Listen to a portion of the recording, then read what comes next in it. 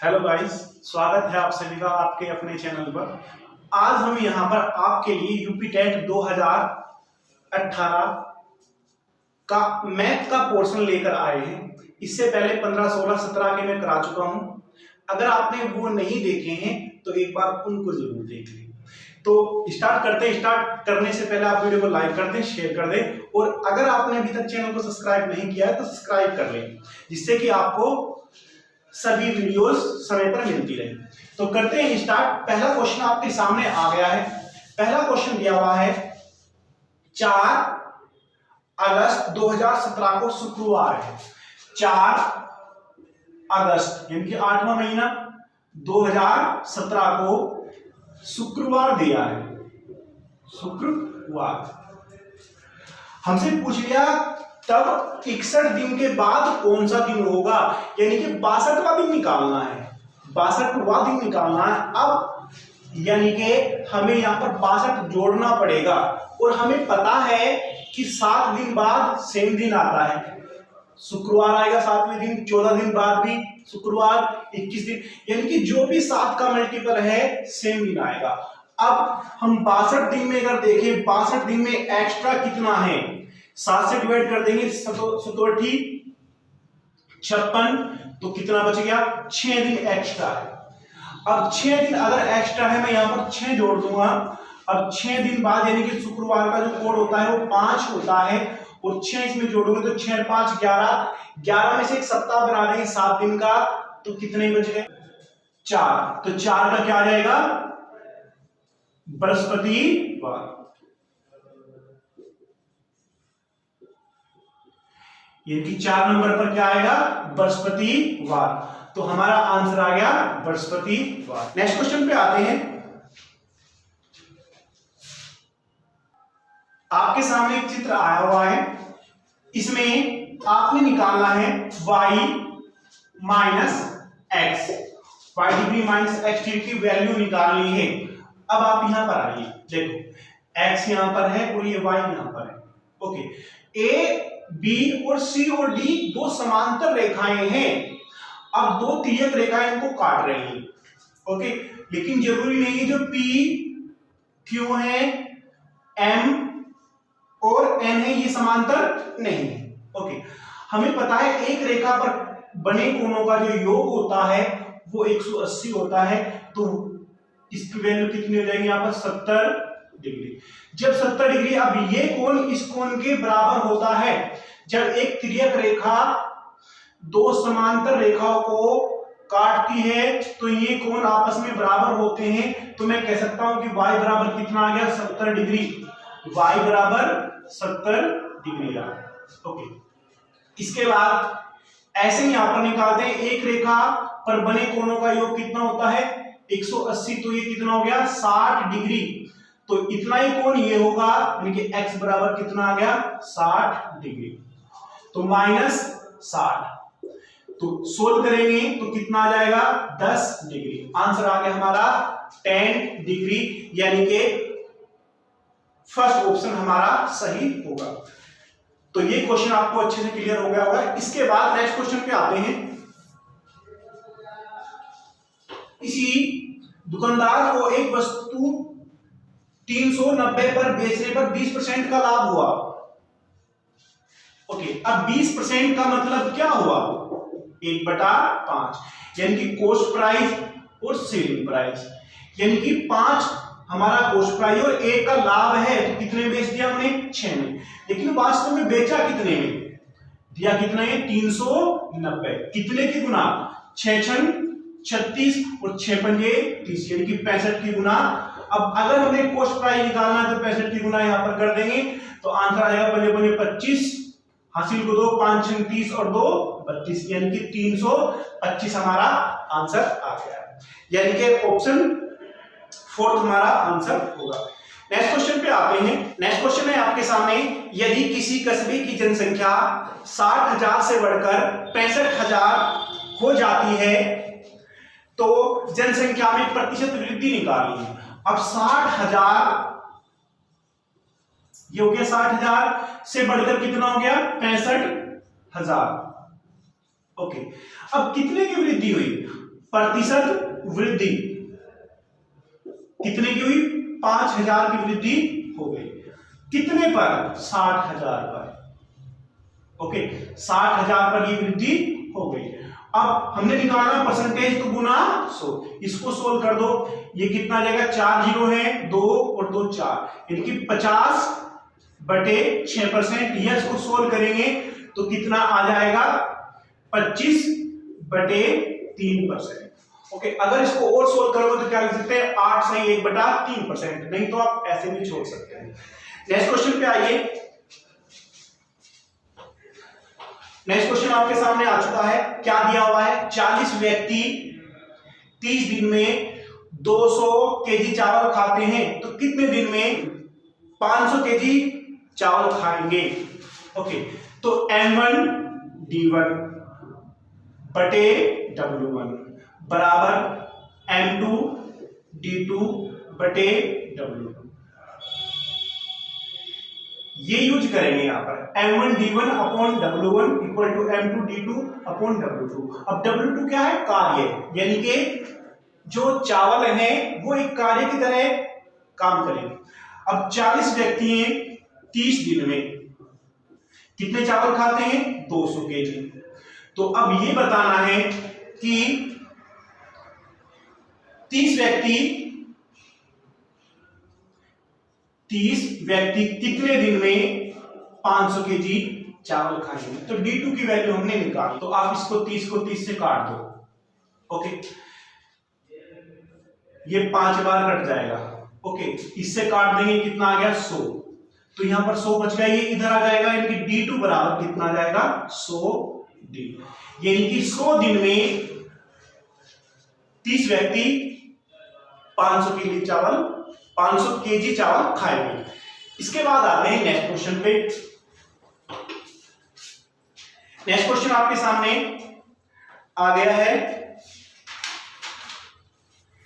एक समचतुर्भुज के विकर्णों की लंबाई 16 सेंटीमीटर तथा 12 सेंटीमीटर है। इंपोर्टेंट क्वेश्चन है। एक समचतुर्भुज है, इसकी विकर्णों की लंबाई दी है। ओके, कितनी? 16 सेंटीमीटर और 12 सेंटीमीटर।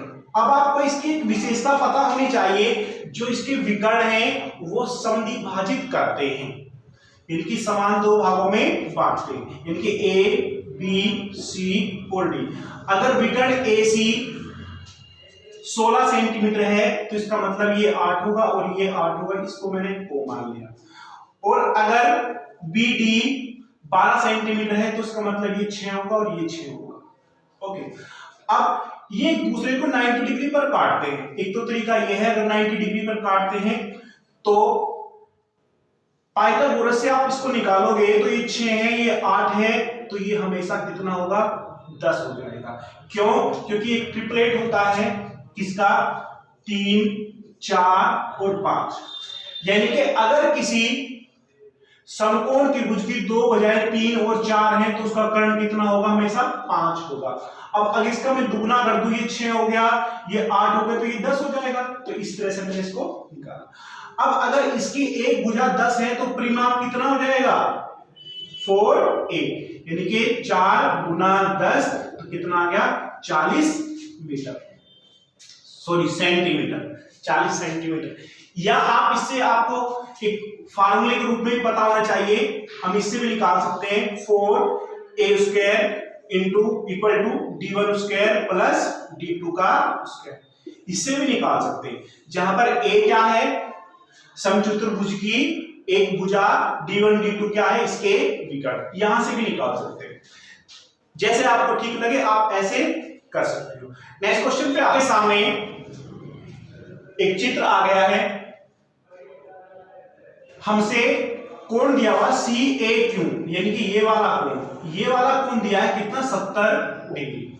ओके, अब यहां पर आपको एक थ्योरम याद होनी चाहिए, एकांतर वर्गखंड प्रमेय। यानी कि ये जो कोण होता है, ये कोण जिस रेखा के साथ ये बना रहा है, इसके सम्मुख का जो कोण होगा, ये कोण बराबर होंगे। अगर ये 70 डिग्री है तो ये भी 70 डिग्री होगा। ओके, हमसे पूछा कौन सा कोण है, हमसे पूछा ए बी सी, यानी कि ए बी और सी, ये कोण पूछा है। अब हम आते हैं चक्रीय चतुर्भुज ए डी सी बी में। अब विशेषता होती है कि इनके सम्मुख कोण का जो योग होता है वो 180 डिग्री होता है। अगर ये 70 है तो ये 110 होगा, तो आंसर आ गया हमारा 110 डिग्री। तो उम्मीद करता हूं ये आपको क्लियर समझ में आ गया होगा। इसके बाद आते हैं नेक्स्ट क्वेश्चन पे। नेक्स्ट क्वेश्चन आपके सामने आ चुका है। क्या कहा है, 8 पेन का जो कॉस्ट प्राइस है वो कितने के बराबर है, 6 पेन का सेलिंग प्राइस के बराबर है। अब यहां पर हमने लाभ अथवा हानि निकालनी है, तो यहां पर लाभ हो रहा है, कैसे पता लगा, जब हमने 8 खरीदे, कॉस्ट का मतलब है खरीदना, 8 खरीदे और कितने बेच दिए, 6, तो हमारे पास 2 बच रहे हैं, तो वो 2 ही तो लाभ देंगे, 2 लाभ देंगे। अब बेचे कितने, 6, तो जब वस्तुओं की बात करते हैं हमेशा जो वस्तु हम बेच रहे हैं वो नीचे आएगा, गुना 100। अब 1/3 आएगा, या जाएगा 100/3%, या इसको हम 33 सही 1/3% भी लिख सकते हैं। ओके, नेक्स्ट क्वेश्चन पे आते हैं। नेक्स्ट क्वेश्चन आपके सामने आ चुका है। यदि 3 पेन 2 पेंसिल, क्या दिया आपसे, 3 पेन प्लस 2 पेंसिल, 2 पेंसिल और 4 रबर का जो मूल्य दिया हुआ है वो 92 रुपए दिया हुआ है, 92। ओके, अब उसके बाद क्या कहा, 8 पेंसिल और 4 रबर का मूल्य कितना है, 68। अब 8 पेंसिल देखो, अगर मैं इसको 4 से गुना कर दूं, 4 दूनी 8 और 4 चौक 16। ओके, तो मैं 4 से गुना कर देता हूं उसको, इक्वेशन फर्स्ट लिख देता हूं, 4 से गुना, तो ये कितना आ गया, 12 पेन प्लस 4 दूनी 8 पेंसिल प्लस 16 रबर, किसके बराबर आ जाएगा, 92 गुना 4। अब इसकी वैल्यू हमसे दी हुई है 8 पेंसिल और 16 रबर की, कितनी, 68। तो 12 पेन प्लस ये कितना आ गया, 68 रुपए इक्वल टू, अब इसकी गुना करेंगे तो ये कितना बनेगा, 4 दूनी 8 और 9 चौक 36, यानी कि 368 रुपए। ओके, इसको उधर लेके जाएंगे तो 12 पेन का जो मूल्य आ जाएगा वो कितना आ जाएगा, माइनस कर देंगे 300 रुपए। जब 12 पेन का मूल्य 300 रुपए है, हमसे पूछा 24 पेन का मूल्य, तो क्या करेंगे, दुगुना कर देंगे, तो आंसर आ गया हमारा 600 रुपए। ये आपको अच्छे से क्लियर हो गया होगा। नेक्स्ट क्वेश्चन पे आते हैं। क्वेश्चन आपके सामने आ चुका है। क्वेश्चन में हम एक त्रिभुज की रचना नहीं कर सकते यदि हमें दिए गया हो, क्या, 2 कोण और 1 भुजा, बिल्कुल कर सकते हैं। सेकंड ऑप्शन है केवल 3 भुजाएं, 3 भुजाएं से भी हम रचना कर सकते हैं। केवल 3 कोण, अगर हमको केवल 3 कोण दिए हैं तो हम त्रिभुज की रचना नहीं कर सकते, यानी कि ऑप्शन हमारा यहां पर थर्ड हो जाएगा। ओके, तो ये आपको क्लियर समझ में आ गया होगा। ऑप्शन क्या आ गया हमारा, ऑप्शन थर्ड। नेक्स्ट क्वेश्चन आपके सामने आ गया है। यदि किसी आयताकार भूखंड की लंबाई और चौड़ाई में क्रमशः 50% और 20% की वृद्धि कर दी जाए तो इसका क्षेत्रफल कितना गुना बढ़ जाएगा। अब पहले 50% की वृद्धि की, फिर 20% की वृद्धि की, फिर जो पहले 50% बढ़ाया था उसका भी तो 20% बढ़ेगा, यानी कि 50 का 20% और 1% नहीं आता। इसको सोल्व कर देंगे, 70 आ जाएगा और ये कितना आ जाएगा, 10, तो कितना आ गया, 80%, यानी कि 80% की वृद्धि होगी। लेकिन ऑप्शन में हमें ऐसा नहीं दिया हुआ है, ऑप्शन में फ्रैक्शन में दिया है। 80 को क्या लिख सकते हैं, 80/100 और 4 से काट 20 से काट देंगे तो कितना आ जाएगा 20 चौक 80, 20 पंजे 100, यानी कि कितना आ गया 4/5 हमारा आंसर आ जाएगा। ओके, नेक्स्ट क्वेश्चन पे आते हैं। नेक्स्ट क्वेश्चन आपके सामने आ चुका है। सामान्य मनुष्य के शरीर का ताप 37 डिग्री सेल्सियस है, तो फ़ारेनहाइट पैमाने में यह ताप कितना होगा ये निकालना है। ठीक है, तो ये याद रखना है आपने, कितना 98.6 फ़ारेनहाइट होता है। कितना होता है 98.6 फ़ारेनहाइट होता है। इसके बाद आते हैं नेक्स्ट क्वेश्चन पे। क्वेश्चन दिया हुआ है 1 का स्क्वायर प्लस 2 का स्क्वायर प्लस 3 का स्क्वायर, और ऐसे ही कहां तक गए हैं 9 तक। अब इनके वर्गों का योग कितना दिया हुआ है 285। ओके, अब क्या निकालना है, 0.1 का स्क्वायर प्लस 0.22 का स्क्वायर, और ऐसे ही कहां तक 0.99 का स्क्वायर, इसकी वैल्यू हमने निकाली। अब मैं इसको ऐसे लिख सकता हूं 11/100 का स्क्वायर प्लस 22/100 का स्क्वायर, ऐसे डैश डैश 99/100 का स्क्वायर। ओके, अब मैं 11/100 यहां से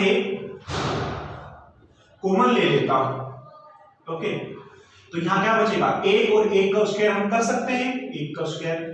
अब यहां क्या बचेगा 2 का स्क्वायर, इसमें से 11, तो क्या लिख सकता हूं 11 गुना 2, तो 11 का स्क्वायर भी हो जाएगा, 2 का स्क्वायर भी तो होगा, तो 2 का स्क्वायर प्लस ऐसे ही चलता रहेगा, ये कितना बनेगा 9 का स्क्वायर। अब इसकी वैल्यू हमारे पास है कितनी 285, यानी कि 11 का वर्ग कितना होगा 121 बटे 10,000 गुना 285। ओके, अब इसको सोल्व करेंगे तो आंसर आ जाएगा हमारा, तो इनकी गुना करेंगे यह आ जाएगा 34,485। अब नीचे 4 जीरो है तो 4 अंकों के बाद दशमलव लग जाएगा, ये इनकी 3.4485 हमारा आंसर आ गया, यानी कि ऑप्शन थर्ड हमारा सही होगा। इसके बाद आते हैं नेक्स्ट क्वेश्चन पे। एक राशि साधारण ब्याज पर 10 वर्ष में दुगनी हो जाती है। अब 10 वर्ष में दुगनी होगी तो मैं कह सकता हूं कि 10 वर्ष में दुगनी का मतलब है एक ब्याज मिला कितने में 10 वर्ष में, 10 वर्ष में। अब कितने वर्ष में यह धनराशि 3 गुनी होगी। अब रेट निकालने की जरूरत नहीं, हमें पता है जो साधारण ब्याज होता है वो प्रत्येक वर्ष में बराबर बढ़ता है जब रेट बराबर है। अब वो 3 गुना करनी है, 3 गुना का मतलब है 1 से 3 करनी है। अगर 1 से 3 करनी है तो उसका मतलब ब्याज कितना लगेगा 2।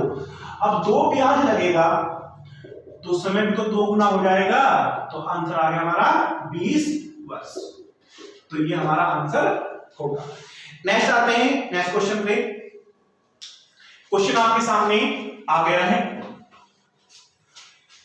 क्वेश्चन है 80 मीटर व्यास वाले वर्गाकार पार्क के अंदर अधिकतम क्षेत्रफल, एक वर्गाकार खेल का मैदान बना है, खेल के मैदान का क्षेत्रफल निकालना है। ओके, अब 80 मीटर व्यास वाले एक वर्गाकार मैदान है। ओके, अब अगर ये वर्गाकार मैदान है, इसका व्यास कितना दिया हुआ है 80 मीटर, ये हमसे 80 मीटर दे दिया। इसके अंदर एक मैदान बना लिया मैंने अधिकतम क्षेत्रफल का।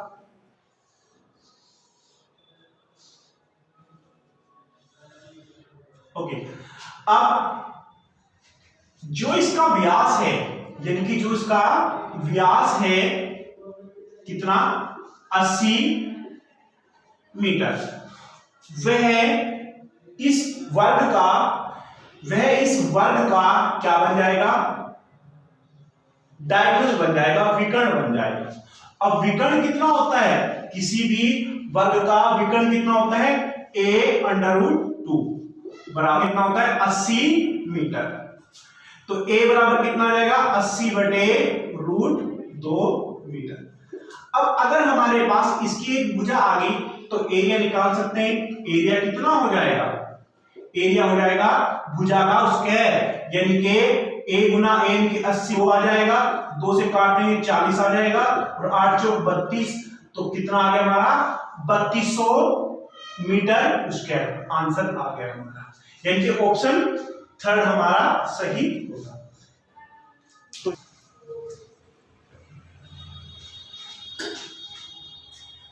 क्वेश्चन है आपके सामने, 240 अंकों की परीक्षा में किसी विद्यार्थी ने 52 अंक प्राप्त किए।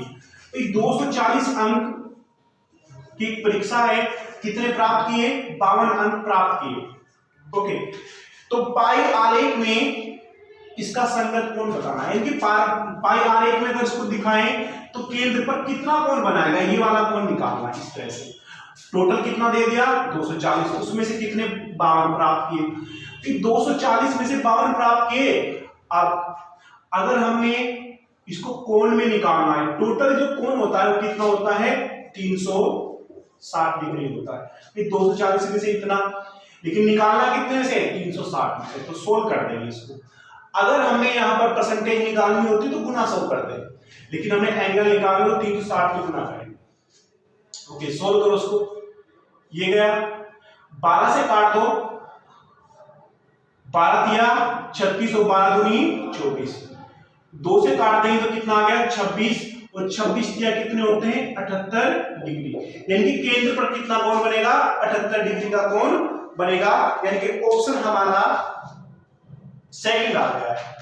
ऑप्शन हमारा सेकंड आ गया। नेक्स्ट क्वेश्चन पे आते हैं। क्वेश्चन आपके सामने आ गया है, यदि P का P% का मतलब 100 किसके बराबर है 36 के बराबर है, तो P का मान निकालना है। तो P स्क्वायर बराबर कितना हो गया 3600, तो P बराबर कितना हो जाएगा अंडर रूट 3600। अब 36 किसका है 6 का, और 2 जीरो में से 1 जीरो, तो आंसर आ जाएगा हमारा 60। तो P की वैल्यू कितनी आ गई 60 आ गई। इसके बाद आते हैं नेक्स्ट क्वेश्चन पे। नेक्स्ट क्वेश्चन आपके सामने है 23 52 इक्वल टू 2 की पावर x गुना 3 की पावर y गुना 7 की पावर z, ये दिया हुआ है। निकालना क्या है x plus y plus z, ये हमने निकाला।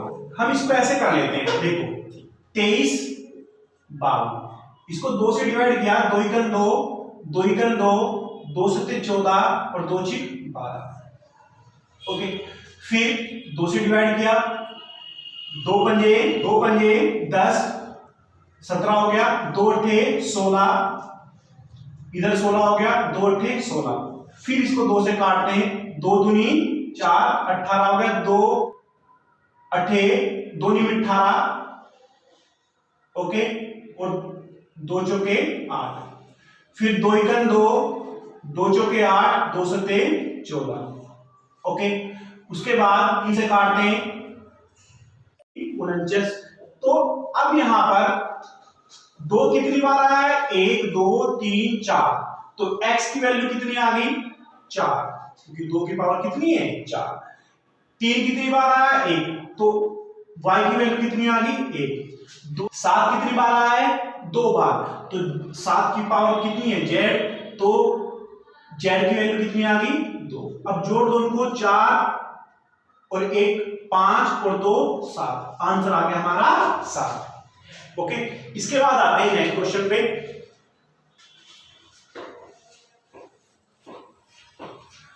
क्वेश्चन आपके सामने आ चुका है। क्वेश्चन में 100 के समभाजकों की संख्या, यानी कि 100 के समभाजकों की संख्या निकालनी है, यानी कि number of factor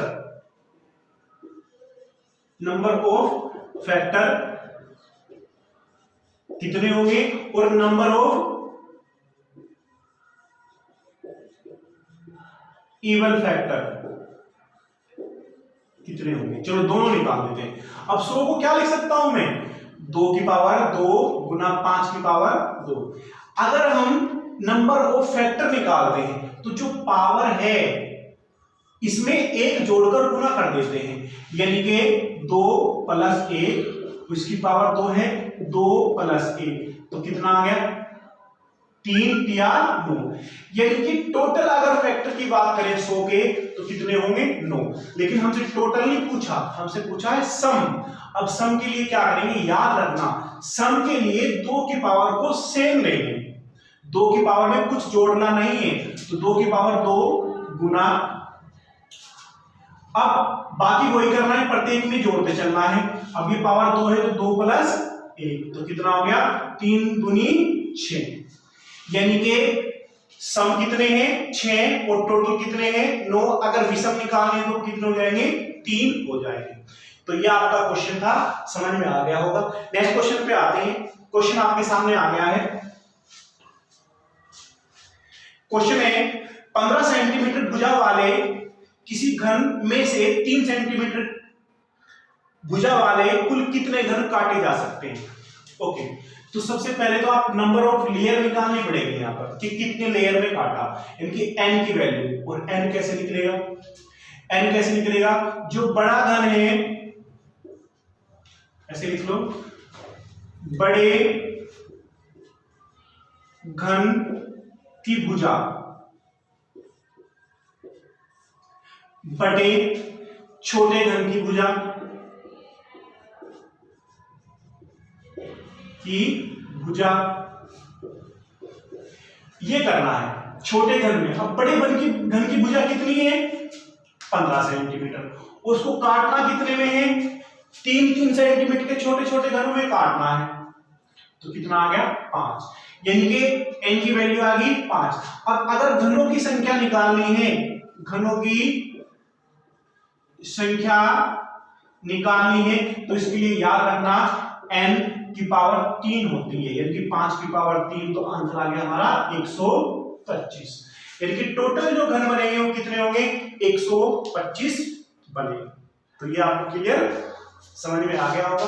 next question पे आते हैं। नेक्स्ट क्वेश्चन है 3 की पावर कितनी है 1989, ओके, को डिवाइड करना है 7 से। ओके, तो क्या करेंगे, देखो जब भी ऐसा क्वेश्चन आए, रिमाइंडर थ्योरम का क्वेश्चन आए, आपने क्या करना है, जब आप इसको डिवाइड करोगे तो कोशिश करो इस संख्या को आप इस संख्या के मल्टीपल के आसपास बना लो, यानी कि एक ज्यादा या एक कम। अब कैसे बनाओगे, अब मुझे ये पता है अगर मैं इसको ऐसे लिख दूं 3 की पावर 3, तो 3 मैंने कॉमन ले लिया तो कितना बनेगा 3 छंग 18, 3 छंग 18, 3 तिया 9, ओके, ये हो जाएगा क्योंकि 3 मैंने अंदर ले लिया, 7 से डिवाइड कर रहा हूं मैं, तो ये कितना हो गया 3 की पावर 3 कितनी होती है 27 की पावर कितनी होगी 663 बटे 7। अगर मैं 7 से भाग करूं 27 को तो कितना रिमाइंडर बचेगा माइनस का 1, माइनस में ले लिया, 7 चौक 28 होते तो एक ज्यादा होगा तो माइनस में ले लिया, माइनस का 1। अब माइनस 1 की पावर कितनी है 663 बटे 7। अब अगर माइनस 1 की पावर विषम होती है तो माइनस 1 ही आता है, और जब भी ये यहाँ पर माइनस आएगा और आपने रिमाइंडर निकालना है तो ये वाली संख्या आप इसमें माइनस कर दोगे, यानी कि 7 माइनस 1, तो आंसर आ गया कितना 6, यानी कि जो रिमाइंडर बचेगा वो कितना बचेगा 6। तो उम्मीद करता हूं ये आपको क्लियर समझ में आ गया होगा। नेक्स्ट क्वेश्चन पे आते हैं। क्वेश्चन आपके सामने आ गया है। क्वेश्चन है एक बहुभुज के अंतःकोणों का योग 2160 है, तो बहुभुज की भुजाओं की संख्या निकालनी है। ओके, तो सबसे पहले तो आपने ये पता होना चाहिए अंतःकोणों का योग, अंतःकोणों का योग बराबर 180 इंटू n-2, ये आपने याद रखना है। कई बार इसे क्वेश्चन पूछा गया है, कई बार ये पेपर में आया हुआ है, तो ये याद रखना अंतःकोणों का योग 180 इंटू n-2। अंतःकोणों का योग कितना दिया हुआ है 2160 बराबर 180 इंटू n-2। यहां से आपने n की वैल्यू निकालनी है, तो सोल्व करो, इसको इससे काट देंगे, 18 18, 3 बच गया 36 हो गया, 18 दूनी 36, तो अब इस 2 को इधर लाएंगे तो 12 प्लस 2, तो n बराबर कितना आ जाएगा 14, यानी कि भुजाओं की संख्या कितनी है 14, यानी कि ऑप्शन आ गया हमारा थर्ड। नेक्स्ट क्वेश्चन पे आते हैं। क्वेश्चन आपके सामने आ चुका है। क्वेश्चन है सबसे छोटी ऋणोत्तर अभाज्य पूर्णांक है, तो सबसे छोटी ऋणोत्तर अभाज्य संख्या 2 होती है, याद रखना कितनी होती है 2, कभी आप 1 लगा के आओ, सबसे छोटी अभाज्य संख्या 2 होती है। नेक्स्ट क्वेश्चन पे आते हैं। क्वेश्चन आपके सामने आ गया है, इस तरह से दिया हुआ है a सही 1/2, 11 सही 1/2, 111 सही 1/2 और 1111 सही 1/2, इसको आपने निकालना।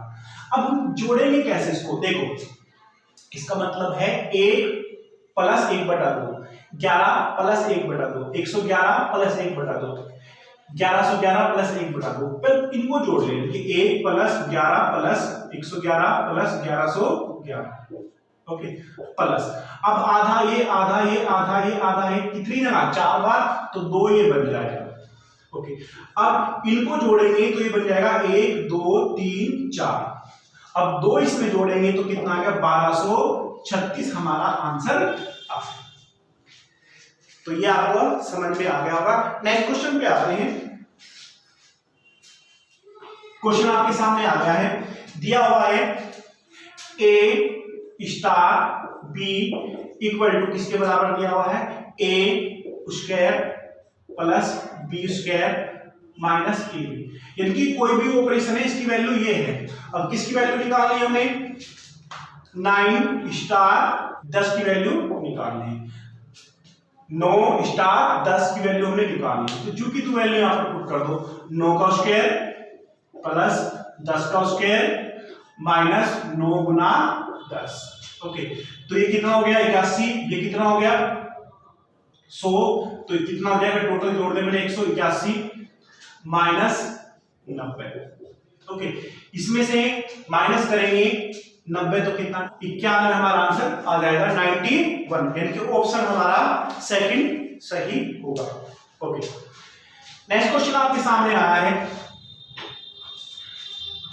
x और y शून्येतर वास्तविक संख्याएं हो तो x square plus xy plus y square हमेशा ऋणात्मक होगी, फर्स्ट ऑप्शन है। सेकंड है x और y के मान कुछ मानों के लिए शून्य होंगे, थर्ड है हमेशा धनात्मक होगी, फोर्थ है का मान धनात्मक और ऋणात्मक दोनों होगा।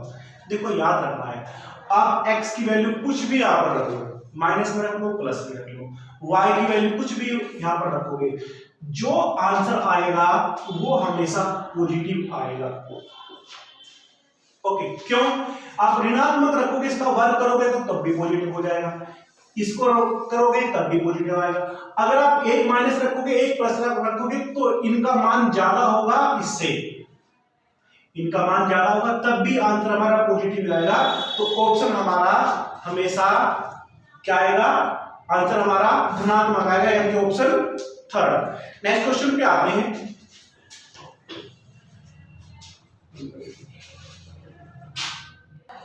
आपके सामने क्वेश्चन है, रीजनिंग का क्वेश्चन मैथ में दे दिया हुआ, देखो ये जो स्टार है, स्टार के स्थान पर आपने बताना है क्या आएगा।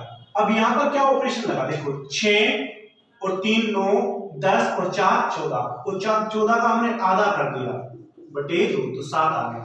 ऐसे ही यहाँ पर 4 3 7 2 9 और 1 10, 10 का आधा 5, ऐसे ही यहाँ पर 8 7 15, 15 और 6 21 और 9 30, 30 का आधा 15।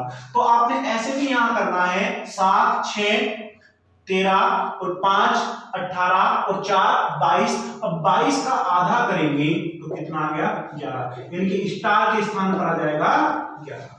तो ये क्वेश्चन आपका था, उम्मीद करता हूं ये आपको क्लियर हो गया होगा। नेक्स्ट क्वेश्चन पे आते हैं।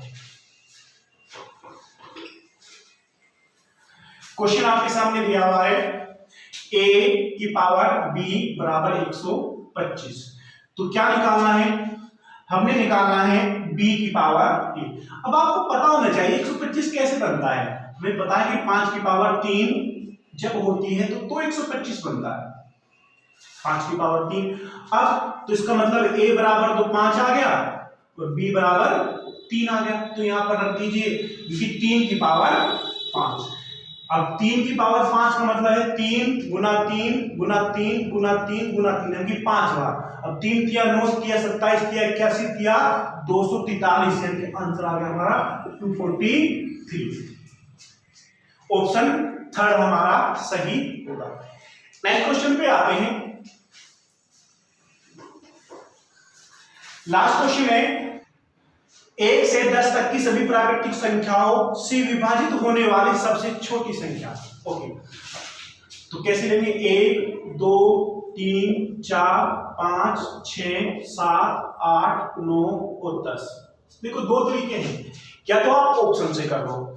ऑप्शन में अगर आप हम फोर्थ ऑप्शन और थर्ड ऑप्शन की बात करें 100 और 1 का, इनको तो सबसे पहले हटा दो, क्योंकि ये संख्याएं 3 से डिवाइड नहीं होती। 3 का नियम क्या कहते हैं? अंकों का योग।